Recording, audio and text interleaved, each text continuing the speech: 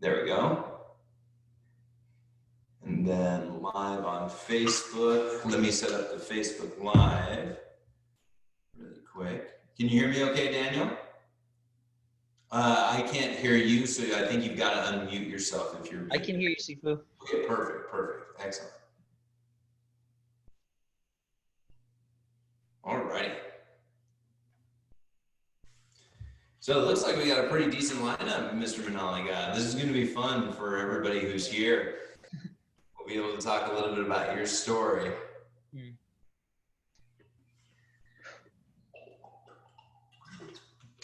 Just setting up the Facebook Live. We already have the recording going for our basic.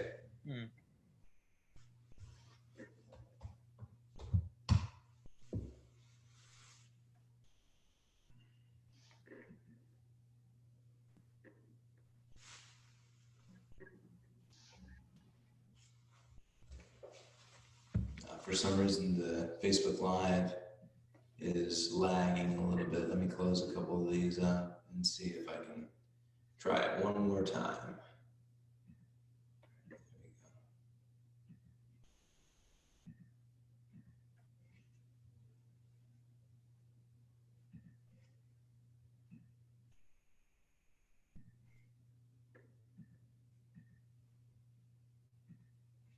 There we go. Okay.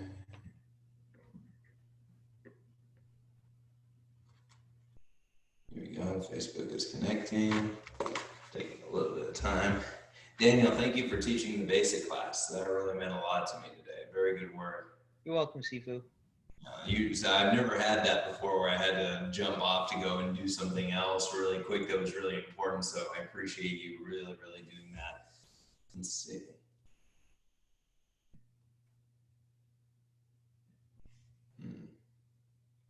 Taking a little bit of time to prepare. Let me try one more thing really quick since it's doing this. My internet might jump in and jump out, so just keep an eye out for it.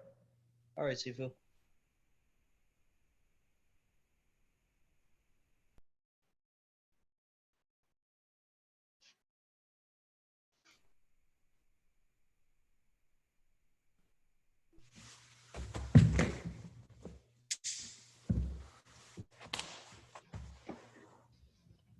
Very good. It didn't kick me out. Thank goodness.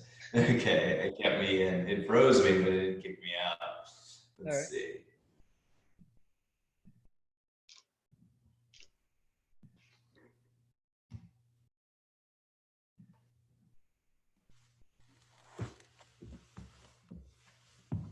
Thank you for your patience, Mr. M. Let's see. And thank you for your patience, everybody that's on. Sometimes the live stream on Facebook, it doesn't want to cooperate, so it's a little bit tricky.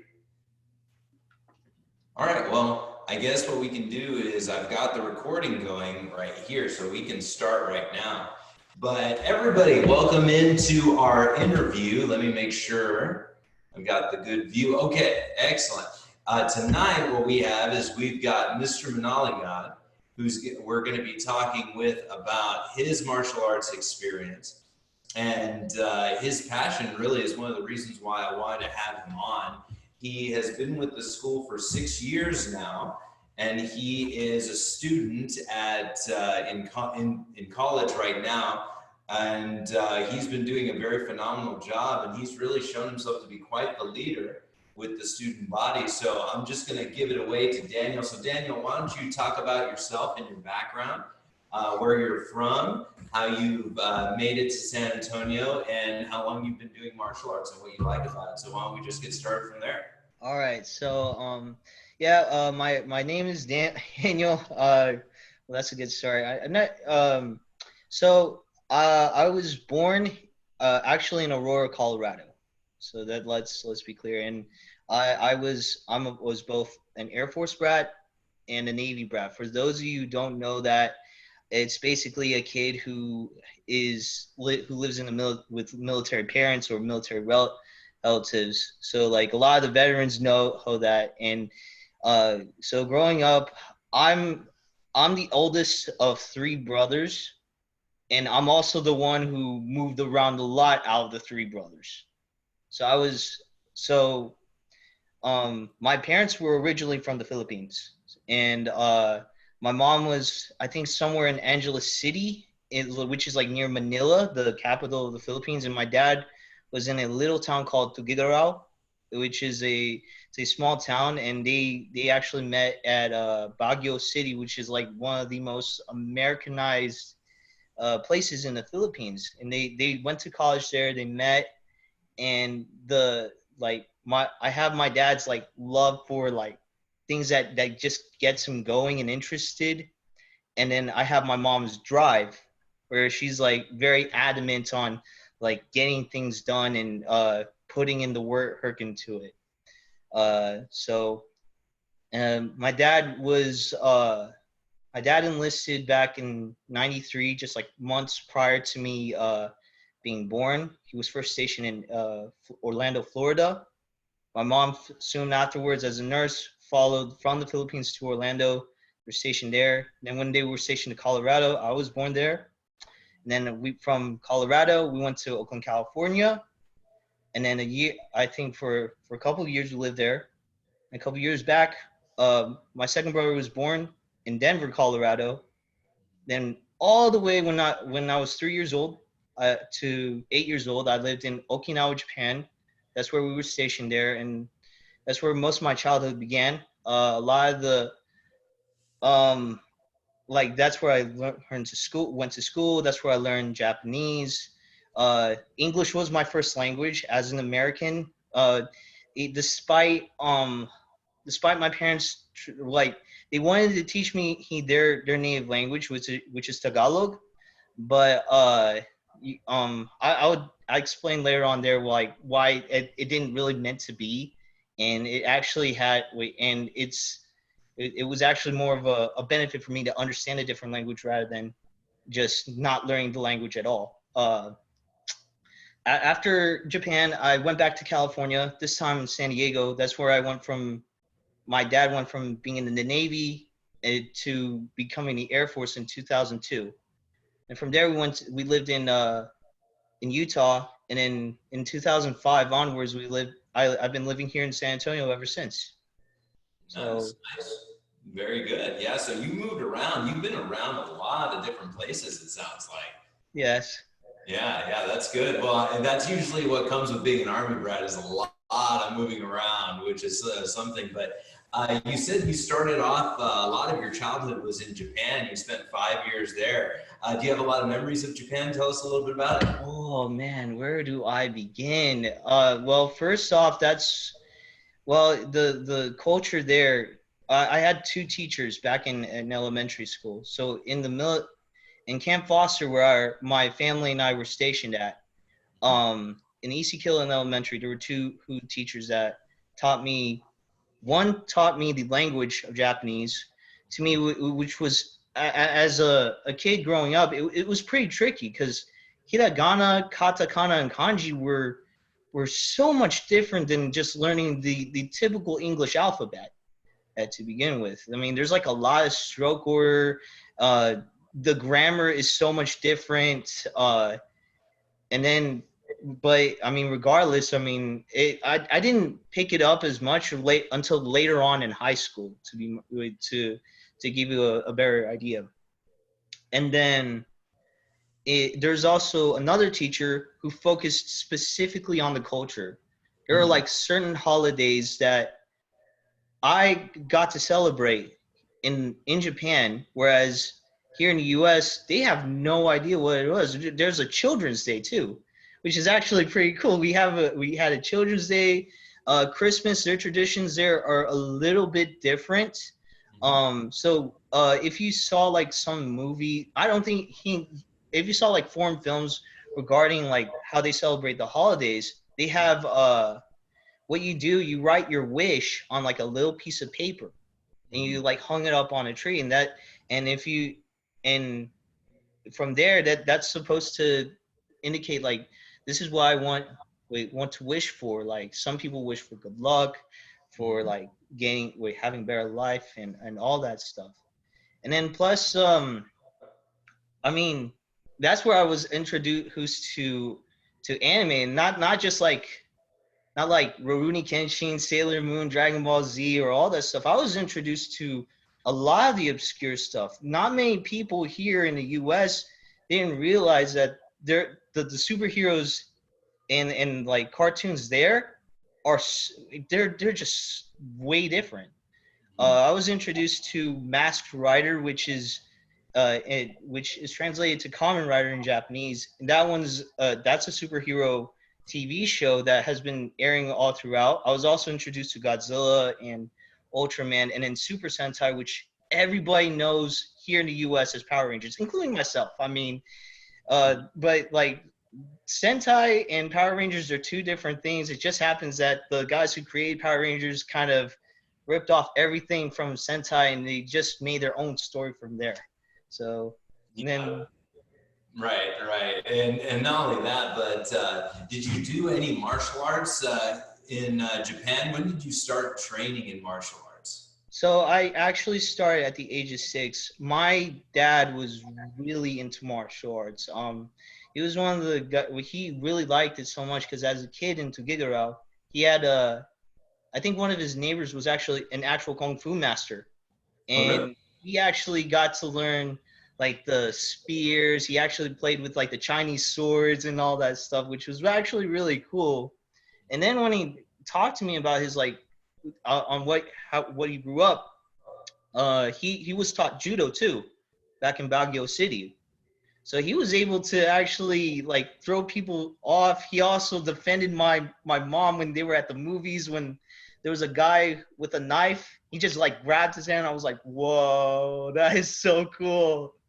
Wow. And So your dad got you go. Basically, your dad was a martial artist, and he loved it so much, and you picked up on it, basically. yes, Yeah. yeah, he taught me a lot of things. There was like later on, he told me like the people here there in Okinawa, they wanted to actually learn actual Okinawan karate there, the Americans and the foreigners there. The only problem was is that they had that foreigner mindset, that what the Westerners mindset of, oh, I just want to come in there and kick someone's teeth in and all that stuff. So then when they actually went to the dojos there, the grandmaster's like, okay, what are you here for? The guys are like all flamboyant and arrogant. They're saying like, oh, I want to be like the toughest guy. I want to be the baddest guy out of the bunch. And he's like, there's another school over there. We do not teach this kind of mentality, so go away. That's what, according to what my dad is said about how people like them. So I started Taekwondo in the youth center back in Camp Foster. And at the age of 6, I didn't really know any better. All I know is like, oh, kicking and punching is so cool, and I get to wear this headgear and this armor looking thing. I look like a superhero. That was all what I conceived in when I first got into martial arts. But I never really took the training that seriously up until I was here in Texas, where I was inspired by Bruce exploitation characters, like especially from video games. Mhm. My favorite video games are Mortal Kombat and Tekken, Oh, and and really quick pause so that people know what Bruce exploitation characters are. So that because I know what that is, some people might not know what okay, that means. Why don't you explain what that means so that people can get it? I'm very sorry. So Bruce exploitation is basically these characters are inspired or influenced by the legendary martial artist Bruce Lee. So every characteristics that they have, like the high pitched kiais, the fast kicks and punches, the Jeet Kune Do stance, that's all accredited to what Bruce Lee was, and they are inspired, and these are her influence with how was the main influence of said characters. So the two Bruce exploitation characters that I got hot into growing up were Liu Kang from Mortal Kombat and Martial Law and Force Law and Tekken respectively. Mhm. And from there, I got curious, and luckily at that time I got to research about who Bruce Lee was, what kind of what made him such a legend, and what made him go into martial arts. And I followed Jeet Kune Do, and I tried to, and for honest reasons, I still had the Tao of Jeet Kune Do, but the problem is there's not a whole lot of Jeet Kune Do schools here in San Antonio. During that time, I didn't know any better, and from what I understood was like the most popular martial arts here in San Antonio are usually the MMA gyms, the Krav Maga gyms, the Brazilian Jiu Jitsu gyms, and I'm like, is there any way, hey, that I could actually learn Jeet Kune Do or at least learn Kung Fu here? Because most of the Kung Fu schools that I know of are mainly in places that have a lot of Asian influences, whereas here, there's not a whole lot of Asian influences. It's in fact growing. So, like places like Austin, Houston, Dallas, California, New York, or where they have like a lot of Chinese and Japanese, and Filipino and Vietnamese influences and Korean influences, they actually had that authenticity of said martial arts there. Whereas here, it was very scarce. And I, for one, am blessed to actually happen to found this school. We found Studio Martial Arts and found one of the most authentic versions of Wing Chun out there. Oh, well, I appreciate that. Well, we're glad to have you. And talk about, so I can talk about from my perspective the day you called, because I very much remember it. Why don't you talk about how you found us really quick, and then I'll fill them in on my side, what happened to me. So as I mentioned before, I was still searching around if there was ever a, a Wing Chun or a Jeet Kune Do school here in San Antonio. So like my options for me was just like either I self-teach myself what I learned in self-defense class at a community college, which was not much, plus with like a boxing background and a taekwondo background, which I didn't even have much experience with. I didn't even go up to the advanced ranks in taekwondo, and not wait.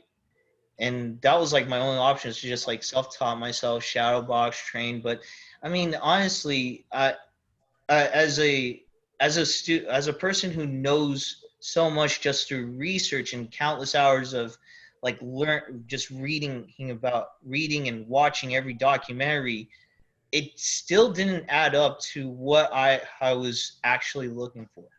Mm-hmm. So one day, back in the other neighborhood that I used to live in, I started running. You know, like usual runs, like usual cardio. Next thing I know, I found that sign that says Studio Martial Arts, and it says wellness, fitness, and then it had that word, Wing Chun. I was like, I need to know what this is all about. Because the last Wing Chun school that I went to was actually off of Vance Jackson Road. And back in high school, I was super excited to actually go into there. But the only problem is I lived so far away from that school, and that school alone is actually one of the rougher areas of San Antonio that those guys actually fight because literally to defend themselves. They had to learn how to fight because that area is rough. And whereas me, I live in a community right here where it's just super luxurious, and the people here sometimes, well, I would say some people are grateful to live here, myself included, and blessed. And others, they really take this place for granted, and it's very, very sad to see that. But Yeah, and so that day that you were running by, that was the day we put up the sign. So it was the very first day, and I remember getting that sign. I go, I wonder if anybody's going to see it, and then I got a call from you, and look, we are 6 years later. So it's really funny how things work out that way. But so you were really wanting to look for a Wing Chun school, and you found us, and you started off as a white shirt, and when you started off, we didn't even have belts. If I recall correctly, we were still trying to use the patches, and those weren't working out too well. So you've seen a lot of different changes in the school over the course of time. Yeah, I really did. I actually thought had like the shirt system and the patch system worked out just fine, to be honest. I was not too keen on the belt system at first. I thought like, oh, the belt system is like only for Westerners. They only want They wanted like that kind of status, that kind of gratitude. That's not in my mentality. I never really thought of it that way. Heck, like my mentality is the same mentality as like the Easterners mentality, where belt colors don't matter. It just doesn't matter. It's just as long as you put in the work, the experience, you had something, and you actually learn how to honestly express yourself. That right there for me is why I wanted to go into martial arts, to figure out what was so great hate about the mentality of a true martial artist in the Easterners perspective in comparison to the Westerners perspective. Oh, absolutely, absolutely. And one of the things that was really good, which I've always told people about you, is for one, you know, you and I are very similar in where we started and how our mentalities are. I always tell people how passionate you are as a leader, and you've been definitely displaying that on this interview. Talk a little bit about. Talk a little bit about your black belt test day, because that day was the culmination of everything, and we're coming up on your second degree testing day. Oh You man. really are always pushing to have that good attitude, to really put your 100% into it. And even though you know that you make a mistake here, make a mistake there, you keep that attitude high, and you really try to enforce that through everything. Talk a little bit about that. What is that drive that you have, that you say that you got from your mom? You got your mom's drive. Talk a little bit about that in your black belt test. So at first I was like my dad. I mean, like I was really unsure of this, like very nervous, and it always leaned back to the very beginning of how I found you guys. I was really unsure of, you know, did I make the right decision on actually joining this? Do I want this? You know, and from that point, you know, I was like, okay, I really, really got to mentally prepare myself. So I went through like the ropes of preparing everything, like getting food ahead of time for breakfast before the run, like getting the energy drink, just mentally preparing myself for what may come that day. You know, because like I was not only nervous, but I was also very excited because this was not just the end. And a lot of people, when they think black belt, especially here or in Europe or in like in the Westerners perspective, they think black belt's the end. Like, oh, the end, you're automatically a master, you're automatically a grandmaster. Again, that's not true. I never believed that, because like if you have that kind of mentality of black belt automatically master, it's a lie. That is a really bad mentality to see that as a black belt student. Mm-hmm. For me, when I saw that first degree black hat belt, that test, I was like, I went through this a lot of times. I practiced. I was dedicated. Mm-hmm. I feel like that this is just a simple test that I can overcome Mm-hmm. each week. Just take this step by step and you'll be fine.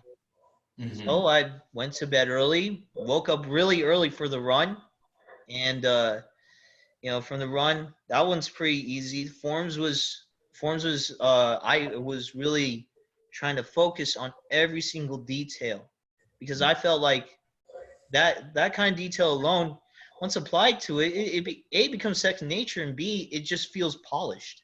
Mm-hmm. And I'm like, okay. The sparring part to me, that was the toughest part, because I was always afraid of getting hit. You know, and you know, in sparring, when you get hit, it would hurt. You're gonna cry. It stings. You know, you're gonna feel a tremendous amount of pain. But the truth is, that kind of pain just goes away at an instant. Mm-hmm. It's just there and it's gone. Mm-hmm. The next thing that you would do, you have only two options: you either give up now, or you continue on and just push forward. And I chose the latter. because like from that point, I was like getting hit in the nose, but I'm like, you know what? Like that's just saying to me like I could do better. I just had to just remember my training, and from that point on, once I got my black belt, I was elated, but I didn't. It didn't look like it. But I was like, oh my god, I can't believe I made hit at this point. I can't believe I'm here as a first degree black belt. This is one of the most important things that I felt like I had a sense of accomplishment with, Mm-hmm. and I ever since then I'm ready for more. I'm Yeah. always ready for more. Well, one of the things with that test, that was our real like first official black belt testing, and the sparring was pretty intense. Axton's on the call right here, but he was one of the participants, I think, for that black belt testing, and we were all rotating and really just going at each other. It was a pretty intense test, but you made it through. I mean, it was one of those things that was tough, but you just kind of have to push forward, and we catered the test to what you can do. We don't do anything that's out of your scope, but we do things to push you. And you did all those things. And not only that, but you had to really get yourself through it too. And it was really something that came out really, really nicely. So that was a very, very fun day. And not only that, but you became an instructor that day too. And you really, really worked well with all the students, and you create a good camaraderie, and you're a very good at role model. I know that when you were growing up, you had some both cognitive and physical difficulties to overcome. Can you talk a little bit about that to explain to people how you had to improve yourself and you worked, and then you became a black belt and you became an instructor? Talk a little bit about the stuff that you had to overcome at first. So what I just learned for me later on in life is that if I really like something and I really pay attention to it, I can actually learn really, really well. It just so happens that the stuff that I was taught, it just seems so grueling and in other times boring. But I mean, I had to do it because it was a requirement. And my during that time, like my reading skills, according to my parents and the extra learning teachers that I had to sacrifice my time, my electives for. They wanted to sit down with me want to improve my reading and my writing so badly. And I mean, it did work out in the long run, but it just made me realize that that kind of stuff, even though it is very crucial in traditional grade school schooling, uh, sometimes sometimes the stuff that you would learn in the in the real world, is never going to be just from a book. It's never going to be um uh from just writing stuff down. Mhm. I feel like applied learning, and from my perspective, from applied and visual learning, to me, he helped me a lot better than rather than just taking notes, listening to lectures, reading chapters for chapters. I mean, I like to read. I love reading, and if it interests me, I would continue on reading, and I Yeah. would continue on writing stuff. But I mean, I was a different learner, and they want me to learn things the traditional way, that kind of thing. But most of those extra classes, they actually did pay off, because if it weren't for those classes, I would have never graduated high school. I would have never ever. I would have been stuck probably somewhere else. I mean, we'll never know. And you've told me that you had to go to therapy to really get your mind and your brain working in the way that helped you out. So you've had to go through a lot to make sure that you were able to learn all these things and really have them stick with you. And I know we've had to talk about that. And am I right on that? You had to do. Yes. Yeah, Yeah. yeah. It's actually pretty cool that you mentioned that, because so the guy had like the guy how that I worked with for therapy, they were trying to focus on like brainwave patterns. Mhm. So they hooked me up to this machine where certain parts of my brain I had to concentrate with said brainwaves to actually do certain tasks like playing a video game or like watching a movie or or like listening to music. And it really helped out a lot because at that point I actually think a lot better than I usually do. Mhm. And I still have, but I mean, my intelligence has improved quite a bit, and it's not just from that, but it's also accredited from martial arts as well. I would not ever stray away from that. So Yeah, so you're saying that martial arts really helped with your with you being able to think a little bit more clearly and being able to do things a little bit more efficiently. It sounds like, yeah, which yes, is good. And that's one of the main perks of martial arts is it really does help with your coordination, your confidence, your focus, and your thinking skills because it does make you think on your feet and it does allow you to do these things.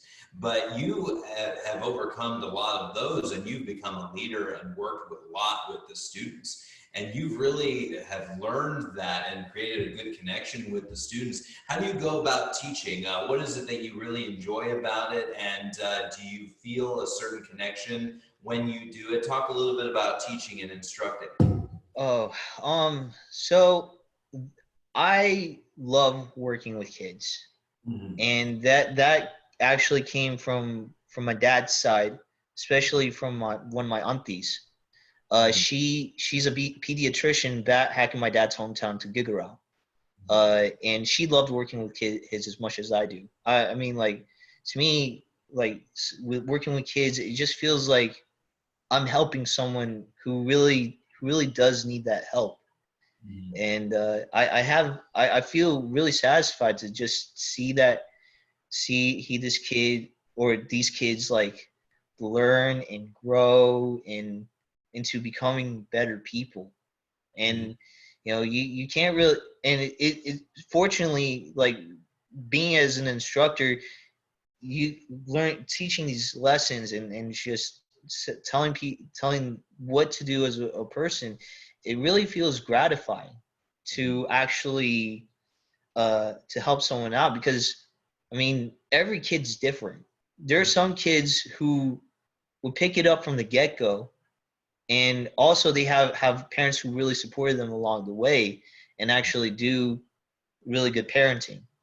Whereas there are some kids, even in this school, they may have a hard time understanding this, and it also reflects back to where they who they live with. And it's very crucial for me to pass on such knowledge to them on how important it is to become a better person, not just a martial artist, mind you, Mhm. just to become a better person, way better than what you already are now.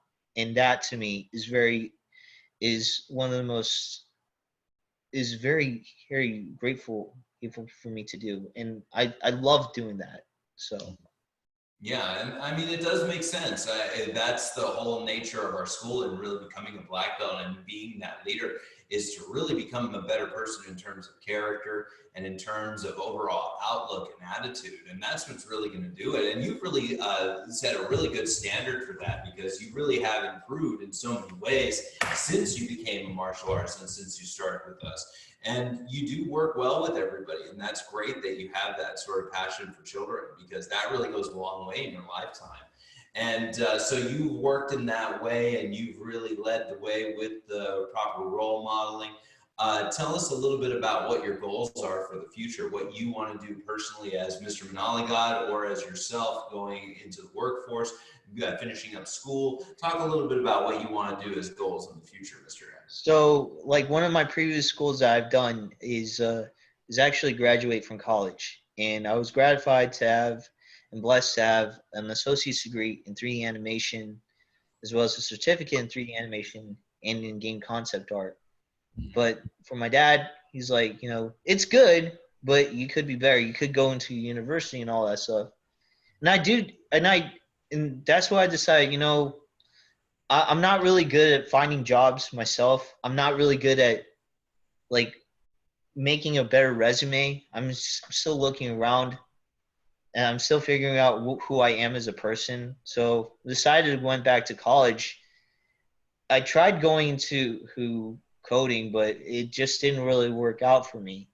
So, and what links to, like you said before, like my love of helping out kids and helping out people, it ultimately came down to actually going to become a pharmacy technician.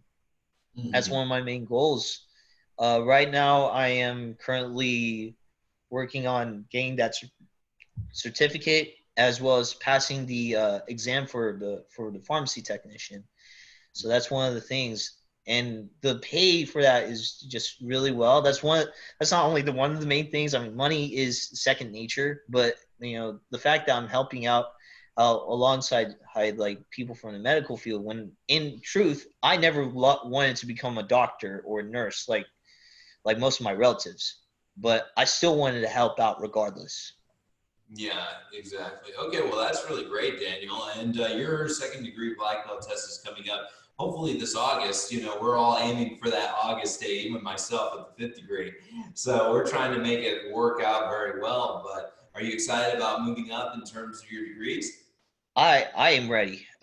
Well, not really ready per se. I don't want to sound too arrogant, but I feel like mentally I feel ready. But I just there right now I feel like there's like a lot of injuries that or soreness and injuries that I feel like I need to work out and kink out a bit. So I could be mentally and physically prepared for this. So I'm pumped. I'm very pumped. Well, that sounds like a fun time, Mr. M. And Mr. M, I really do appreciate you coming on and answering a few questions for me.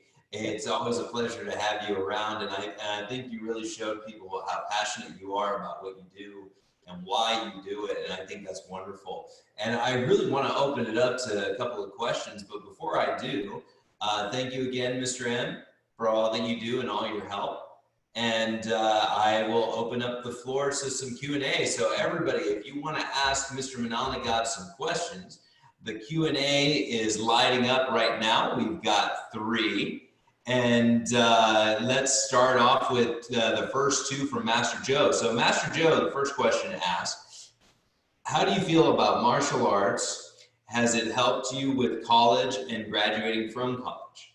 It really does quite a bit because it's something it really does help me quite a bit because it gets me mentally prepared for what may lie ahead. And as far as like how it helped me in my schools, it just having that kind of extracurricular activity outside of college just helps me get better as a person, you know. And that does accredit to everything else that I do. So Yeah, well, that's good. Yeah, it did the same for me. I did when I was in college. I did my college schedule by my martial arts training schedule. I did the training schedule first before I did the college first. So it really helped me to stay sharp and to stay honest and to make sure I did the right things for my grades. So I'm sure you had a very similar thing too. right. Very nice. Okay, and then here's another one from Master Joe. What do you think is one of the best qualities of martial arts? To me, what really is the best quality is I say authenticity because authenticity if you research on where they come from, who were taught, and if their martial arts is legitimate enough or just legitimate as is, that my with that right there shows that they were really dedicated to this martial art. There's like a bunch of schools nowadays where they would teach you the most abysmal, ridiculous things that doesn't even actually work. Not only in real life, but even if you are in an actual fight, it's not gonna work. It's just bad. So like, just taking your time, figuring out what is authentic and what is also applicable. Having those two who uh having those two together would make such a difference on the quality of martial arts, in my opinion. Okay, so quality and authenticity is very important. Do your research is a very important thing. And I understand that too, because my first martial arts school, as fun as it was and as cool as it had a lot of shortcomings. And so we had to really make some good changes to make sure these things were applicable. So I understand exactly what you're saying. And you have to make sure that your martial arts will work. You can't just be doing things that you never test out. I think that's what you're trying to say, right, Daniel? Yes, Sifu. Yeah, I think that's probably a good piece of advice. Well, here's another one. This one's from Reagan Hallsinger. She says, "Hi, Sihing, it's Reagan. Super cool that you lived in Okinawa and San Diego. My dad lived there too when he was in the Navy also. Oh, I awesome. I have, yeah, pretty cool. I have moved around too for my mom's job. I am 6, and this is my 3rd state I've lived in. My question is, what would you say is the easiest way to make new friends when you move?" Well, so when I was growing up, uh, it was kind of hard for me to come in contact with the friends that I lived with in the military base. In the well, yeah, in the military base, it was pretty tough. I mean, you got for you kids nowadays to have like social media outlets and search engines to find your old friends. I mean, that's one of the best ways to keep in contact with your old friends. But if you're moving to if you're moving to a different place, you're stationed there. You know, the best thing that you're going to do for me is just being yourself. You know, I mean, no matter there's a saying that I saw from a video is that no matter how many friends you do lose, you can always make more. So just be yourself and just be friendly. I mean, uh, but the first few days is going to be super rough. I'm not gonna lie. When I first moved from Okinawa to San Diego as a kid, I was bawling my eyes out in tears because I was like, I miss my friends, I miss Okinawa. I do not like it here, and it was a huge culture shock too because I lived in Camp Foster, which was a Marine Corps base. And when I went to San Diego, I lived in a public neighborhood in Chula Vista. So meeting friends at school and in the apartment complex, it was really tough because it was a huge culture shock for me. Because so for military kids, you hang out with other military kids in the military base, regardless of regardless of different backgrounds. But when I was in San Diego, everybody is either all the Koreans hung out with one another, all the white kids hung out with one another, all the Mexican kids hung out with one another. I was a complete outcast. It wasn't until I moved to Utah and in Texas where I actually did make some friends. So like I said, the first few days when you move into a different state or you're stationed at a different base, it's going to be really rough. But eventually, you're going to be used to everybody, and you're going to find the people that who like to hang out with. That's my that's my honest thought. So So Daniel, your big thing is to stay yourself, and also that over time you will find people that you will connect with, and it's just a matter of trying and talking and taking that first step. Would that be fair to say? yes, that 100%. That's right. And you will make friends. So, Reagan, one of the things that is difficult is we all have a moment in our life where we move. Most people do. Most people, I can't say everybody, but most people have a moment in their life where they move from one place to another. And the more you interact with people, the more chances you are that you will get friends. So, you just got to be yourself. Don't ever try to be somebody you're not. And like Mr. Manaligod said, and always just try to approach people and see if you have anything in common. I think that's one of the things that Mr. M is saying. So that was a good question. Very good. Yeah, And I then really like that. That really hit home for me. exactly, exactly. Yeah. And then here's one from Luis Hacho. Were you struggling in school most of the time? To be honest, yeah, I definitely was struggling at school. Um, in grade school, like the fact that I had a difficulty in reading and writing, it like every time my parents go to a parent teacher conference, they always like the mentality for them is like you should like every other Asian kid, you had to have A's.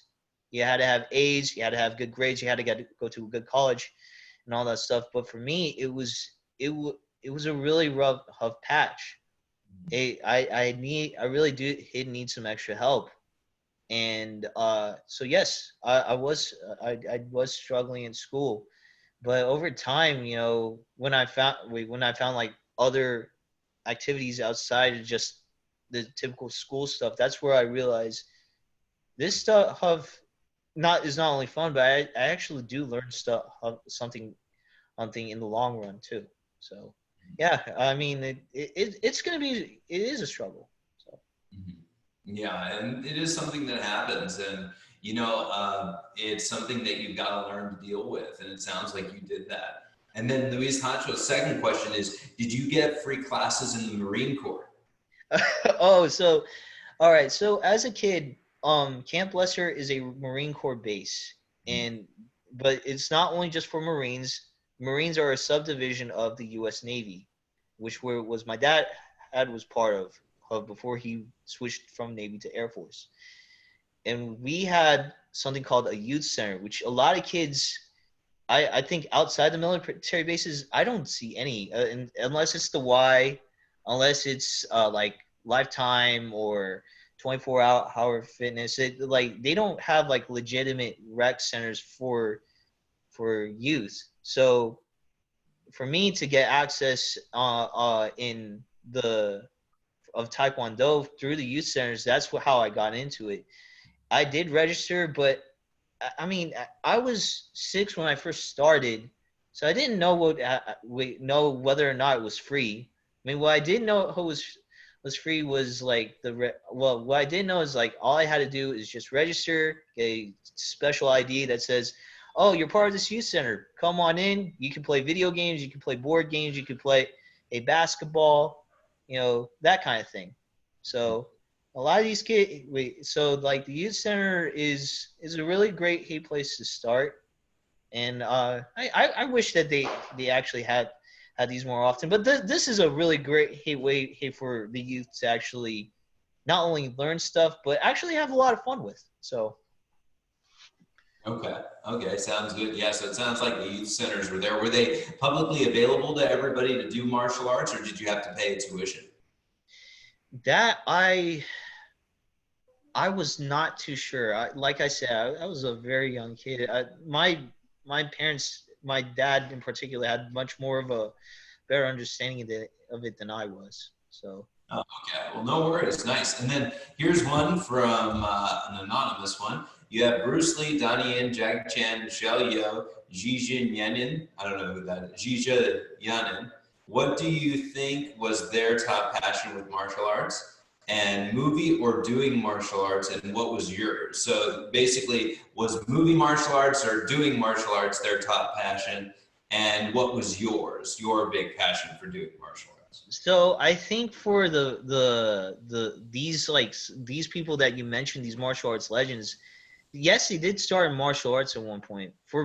I know for if I remember correctly with Bruce Lee, he learned about martial arts because he got into a scrape a fight once, he lost, and he thought to himself, if I learn kung fu, Sorry. the reason why I want to learn kung fu is one, I'd never want to be beaten up again, and two, what if my friends are not around for them around for me he to actually to actually protect myself with. So that was like one crucial fact for Jackie Chan. I'm not too sure. He started off acting first before he learned martial arts, as far as I remember. As Yeah. for Michelle Yeoh and I'm not too sure. But for Donnie Yen, I think he was a martial artist first before he became an actor. Yeah, And he did. I don't know the other guy. But Yeah, what got I'm not sure who the other guy was. I could be. I'm not sure who the other person is, but anyway, so what was the other wait, what was the other part of that question? it could be Jet Li. Let me see. Let me jump in. Oh, wait. What Yeah, was your top he, passion? I don't know if that's Jet Li. What do you think about their top passion for martial arts? And was it movies their passion? It sounds like a couple was movies they started off with, and then a couple of other ones martial arts. But what was your big thing that started you off? Was it movies or was it martial arts that started you off first? Well, I saw that the martial arts aspect actually derived from video games. Yeah, So, yeah. like, if you play fighting games like Street Fighter, Tekken, or like Mortal Kombat, Virtua Fighter, there's like all these different characters. Even though some sensitive people would think they look really stereotypical from what country they're from, they actually represent their country and their respective fighting style. And I think just seeing like what kind of fighting style that they use, that to me was cool, and that got me into the passion of martial arts in the first place. Oh, okay, okay. And then right here is I have three military brats, and what made it easy for them was that me and my wife taught them to take off labels and be kind. Do you think that is a helpful step also? Take off labels. Like I'm not not be sure what you meant, huh? not be labeled as anything. Like we're not military brats. We're just people learning things. Like that's what I'm assuming the question is. What do you think about that? So I never really thought of myself as a military brat until later on in life, but that was mainly because I didn't really care. I didn't really care for that such labeling, because like I just think, like, oh, I just wanted to hang out with this kind of people. I wanted to do who the best I can, and every time I moved to a different place, it's like, okay, you have a reset button for everything. No one knows about what you did in your past. What they know is who you are as a person, and that to me is very important. It's Mhm. like, just be yourself. Ah, I see. Okay. And then let's see. Okay, so it looks like Master Joe says there was a tuition, but it was at a very low cost, and the person that we were trying to figure out was the girl from Chocolate. If nobody has seen the movie Chocolate, Oh, her. Because it's, I don't really know much. All I know was is that, like, I think I'm not sure if it was martial arts first or movies first. I mean, I'm not too sure, but she did really well. yeah, she was really good, man. Yeah. She was really, really good. So if y'all haven't seen that movie Chocolate, I haven't seen it in a long time. I don't know if it's kid friendly, I but the don't think movie's so. Nah, there's like the Yakuza is part of it, so like, so not kid friendly, not kid friendly, but martial arts wise, still very, very good. So, okay. Okay. So now we know who that person was. The mystery is solved. Thank goodness. Okay. And then, Mr. Manaligod, I think that is everything. If anybody else has a question for Mr. M, they can put it in the Q&A. We are going once. We are going twice. We are sold. Okay, well, Mr. Manala got this. Oh, wait, hang on. We got a raised hand and a sweet. question. Oh, she just tested for her 5th degree black belt, which is Oh pretty, wow, that's really cool. yeah, that's really, really nice. Yeah. She's young too. She's probably in her early 20s. No way. Maybe not even 20. I mean, she's a tyke. Okay, so like a little tyke, like a kid. All right, so let's see what we got. I think that's it. But guys, good work all the way around. And Mr. Manaligod, it was a pleasure to have you on. You are our last instructor that needed to be interviewed for the school, and I think you did a very excellent job. I'm Thank you glad very that we much. have you, and thank you very much for coming on. All right, thank you who for having me. Oh, no worries. We got a one last question.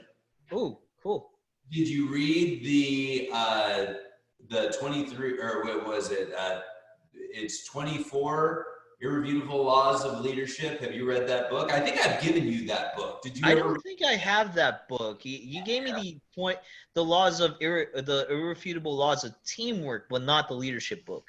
Oh, okay, yeah. So we read the teamwork book. Yeah. So, but you're familiar with these because we've reviewed them multiple times. Hmm. Yeah. Okay. Yeah, John Maxwell, he's wonderful. Whenever it comes down to leadership, if you want it broken down Barney style, which means really, really easily, he's the one to read. But okay. All right. Sounds good. Well, no worries, Mr. M. Well, I guess we'll say goodbye and thank you all very much for joining in. I took a Thank you. who jumped in, and Mr. Ortiz jumped in too. So, Mr. Ortiz, glad that you're here. Oh, And, awesome. Hey, hi, Benji. but guys, have a great rest of your evening, and I hope you guys keep on with your training, and we will see you at the school. All right, see you then. All right, bye, Daniel. Thank you again. Bye.